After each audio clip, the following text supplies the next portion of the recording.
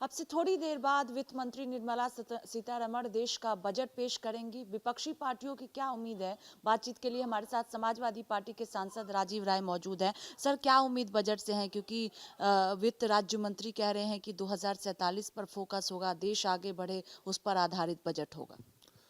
अगर बच्चे को बचपन में माल न्यूट्रिशन का शिकार हो जाएगा तो ये कहना कि 15 साल बाद वो पहलवान हो जाएगा, ये वैसे है जैसे आज की सरकार हमारी कह रही है। जिस देश की शिक्षा और स्वास्थ्य कमज़ोर हो, जो चौथी सबसे बड़ी अर्थव्यवस्था के डंका पीटते हो, वो ये बताना भूल जाते हो कि प्रति व्यक्ति आय में हम 140वें स्थान पर हैं। देश के हर नागरिक के ऊपर 4,80,000 करोड़ का कर्ज है। और जो पिछले बजट में घोषणा किए थे, उदाहरण के लिए बता दूं, अर्बन इंफ्रास्ट्रक्चर और डेवलपमेंट के लिए किए थे, 1,00,000 करोड़ रखा था। अभी तक वो पॉलिसी ही बनती रह गई। जो कटौती होती है उसमें जो बजट अलॉट होता है वो भी खर्च नहीं होता है। सरकार कर्ज में इसलिए जा रही है कि खर्च करने के बजाय जब चुनाव आता है तो घूस देकर काम कराने की तरह पैसे बांटना शुरू कर देती है। ये वही प्रधानमंत्री जी हैं जो दिल्ली चुनाव से पहले रेवड़ी बांटने की बातों पर आरोप लगाते थे।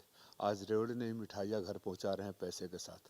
तो अगर देश के सत्ताधारी दल की सोच सिर्फ वोट को खरीदना और लूटना ही रह गया हो तो देश का भविष्य क्या होगा, इसका अंदाजा लगा सकते हैं। आप उत्तर प्रदेश से सांसद हैं। 2027 में विधानसभा का चुनाव भी होना है। आज बजट पेश किया जा रहा है, तो लगता है कि उत्तर प्रदेश को लेकर बड़ा ऐलान किया जा सकता है। उत्तर प्रदेश के साथ ये सरकार हमेशा अन्याय करती है। एक भी एक्सप्रेसवे का पैसा यहाँ से अभी तक नहीं गया है।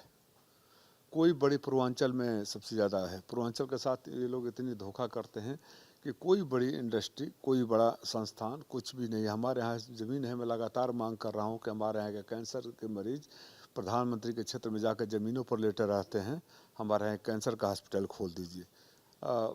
उम्मीद करेंगे। बहुत ज़्यादा विश्वास तो नहीं है इन लोगों के ऊपर जो इनका ट्रैक रिकॉर्ड रहा है, लेकिन जनता ने हमें अगर चुन कर भेजा है तो जनता की आवाज़ बनकर हम सड़क से लेकर सदन तक लड़ाई लड़ेंगे। उम्मीद है कि यूपी को लेकर ऐलान किया जा सकता है। देखिए, सरकार है तो हर आदमी तो उम्मीद करेगा ना। आपको भी उम्मीद होगी राहत मिलेगी। ये और बात है कि जब पिटारा खुलता है तो जुमले और झूठ के अलावा कुछ नहीं रहता है। जब तक कुछ आ नहीं जाता तब तक तो उम्मीद ही करेंगे, और जब नहीं मिलेगा तो हम विरोध भी करेंगे। आखिरी सवाल है कि चुनाव 27 में है और उससे पहले एसआईआर की जो प्रक्रिया चल रही है, लगातार अखिलेश यादव सवाल उठा रहे, कह रहे हैं कि अखिलेश यादव की ओर से कहा जा रहा है कि पीडीए के लोगों का नाम जो है काटा जा रहा है, टारगेट किया जा रहा है। ये तो शुरू से हो रहा है। आपको अगर याद होगा तो पिछले सदन में मैंने सबूत पेश किया था। बगल में कुंभकर्ण की नींद सो रहा है या धृतराष्ट्र बना चुनाव आयोग है। मैं कागज़ भेजा, सबूत भेजा, जवाब तक नहीं आया। ये डिजिटल डकैती से लेकर वोट डकैती करने वाली जो चुनाव आयोग हैं, ये जैसे होता है ना 120 बी केस होता है, उस तरह के काम कर रहे हैं ये।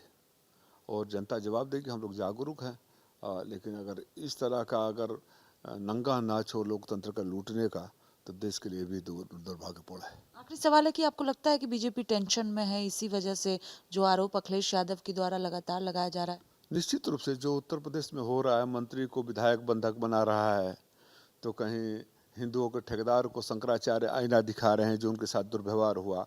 बेरोजगारों पर लाठियाँ चल रही है, भ्रष्टाचार है, सड़कें टूट रही है, कोई कार्य नहीं हो रहा है, खाली नफरत वाली बातें की जा रही है। तो जिस तरह से ये किम कर्तव्य विमूढ़ हो गए हैं, जब वो आखिरी दिन आता है तो जो छटपटाहट होती है, उस छटपटाहट के दौर से उत्तर प्रदेश की सरकार गुजर रही है।